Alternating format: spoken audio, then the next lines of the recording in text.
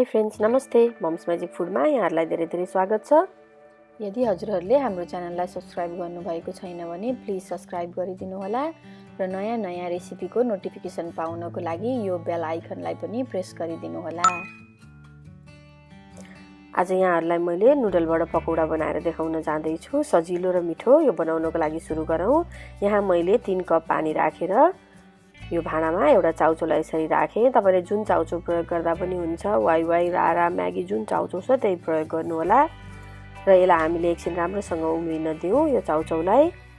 र चाउचाउ लगभग पाकिसकेपछि हामीले यसको पानी फाल्छौँ र यसरी मैले यहाँ ड्रेन गर्न जाँदैछु। तपाईले पनि यस्तो छान्नी लिएर यो चाउचाउबाट यो पानीबाट सबै चाउचाउ निकाल्नु होला। र यस्तो भएपछि हामीले एउटा भाँडा लिगौँ र त्यो छानेको चाउचाउलाई यहाँ राखौँ। यसलाई सेलाउनको लागि छोडिदिनु होला। तातोमा कुनै पनि मसला नराख्नु होला। र यो सेलाइसकेपछि मैले त्यो चाउचाउमै पाउने प्याकेटको मसला मैले यसरी राखिदिएँ। त्यो मसला नफ्याल्नु होला, यसले एकदम राम्रो स्वाद दिन्छ। र मैले यहाँ आधा ठुलो चम्चा जति बेसन पाउडर राखेँ। र मैले बेसन राखिसकेपछि अलिकति धनियाँ पनि राखेँ। स्वादअनुसार नुन पनि राखेँ मैले यहाँ। र अलिकति हरियो खुर्सानी पनि काटेर राखेँ। बच्चाको लागि बनाउँदै हुनुहुन्छ भने खुर्सानी नयाड गर्नु होला।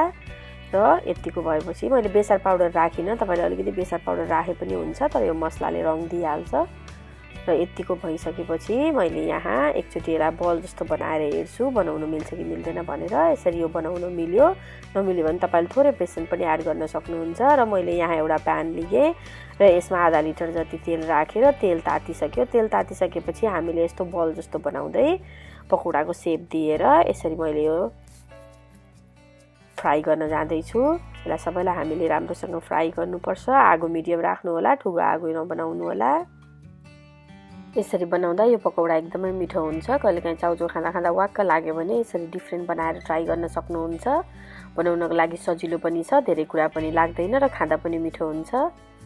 र लगभग यतिको रातो जस्तो देखिन थाल्यो।